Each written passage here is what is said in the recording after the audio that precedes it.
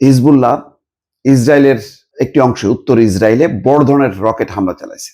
তারপর পরই তারা লেবানন জুড়ে যে হিজবুল্লাহর বিভিন্ন ঘাঁটি আছে সেই ঘাঁটিতে তারা আঘাত হানতে শুরু করেছে।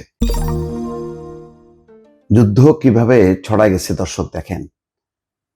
এখন খবর হচ্ছে যে লেবাননের রাজধানী বৈরুতের দক্ষিণাঞ্চলে ইসরায়েলি হামলায় 10 জন নিহত হয়েছে। রয়টার্স বলছে লেবাননের দক্ষিণাঞ্চলের 53টি গ্রাম এবং শহরের বাসিন্দাদেরকে সরে যেতে বলেছে ইসরায়েল, এবং এটি বলার সাথে সাথে কিন্তু তারা হামলাও শুরু করেছে, হিজবুল্লাহর বিরুদ্ধে পাল্টা হামলা করেছে। কেন?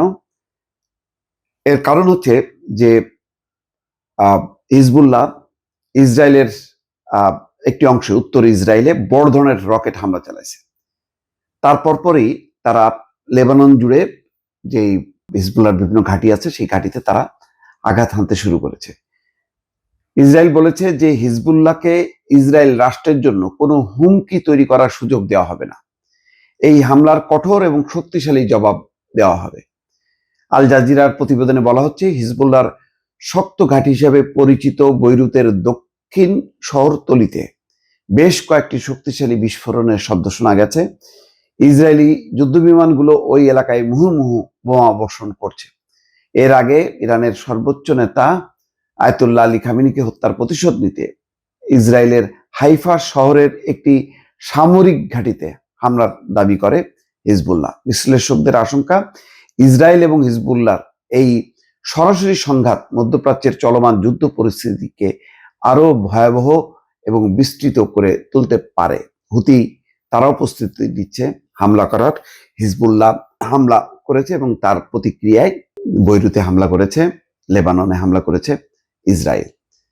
ইয়েমেনও যুক্ত হবে। সব মিলায় এখন পরিস্থিতি নিয়ন্ত্রণের বাইরে চলে যাচ্ছে আস্তে আস্তে। কোথায় এর শেষ পরিণতি দাঁড়াবে বোঝা যাচ্ছে না।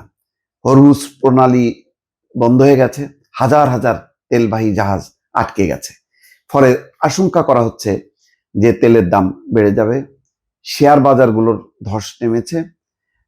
মধ্যপ্রাচ্যের বিভিন্ন গন্তব্যের যেই বিমান চলাচল বা বিশ্বের সঙ্গে সেগুলো বন্ধ হয়ে গেছে। মানে একটা ভয়ঙ্কর অরাজকতার মধ্য দিয়ে যাচ্ছে মধ্যপ্রাচ্যের যুদ্ধ পরিস্থিতি। এই যুদ্ধে কে জিতবে কে হারবে বোঝা যাচ্ছে না। তবে যেভাবে বিস্তৃতি লাভ করছে তাতে সহসায় থামবে বলে মনে হচ্ছে না। এর মাসুল দিতে হবে, কারণ খামেনিকে হত্যার পর ইরান প্রতিজ্ঞাবদ্ধ হয়েছে তারা একদম ধ্বংস না হওয়া পর্যন্ত তারা যুদ্ধ করবে, এবং যাদের মানে পিছু টান নেই বা পেছানোর আর সুযোগ থাকে না, তখন তারা সর্বগ্রাসী হয়।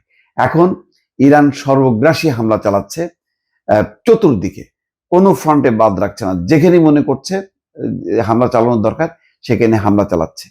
পরিস্থিতি নিয়ন্ত্রণে আনার জন্য, যাতে ইরান হামলা চালাতে না পারে, সেই জন্য ইরানকে পঙ্গু করার জন্য গতকাল ভোর রাত থেকে একের পর এক হামলা চালিয়ে যাচ্ছে ইসরায়েল এবং আমেরিকা যৌথভাবে। এবং ইরান আরব সাগর, পারস্য উপসাগর, ইসরায়েল এবং নানা রকম ঘাঁটিগুলো ব্যবহার করছে। সেখানে তাদের যুদ্ধ বিমানগুলো প্রস্তুত আছে এবং সেই যুদ্ধ বিমানগুলো উড়ে এসে ইরানে হামলা চালাচ্ছে। ইরানও তার সাধ্যমতো জবাব দিচ্ছে। এগুলোর শেষ পর্যন্ত কোথায় যে দাঁড়াবে দর্শক এখনো পরিষ্কার না।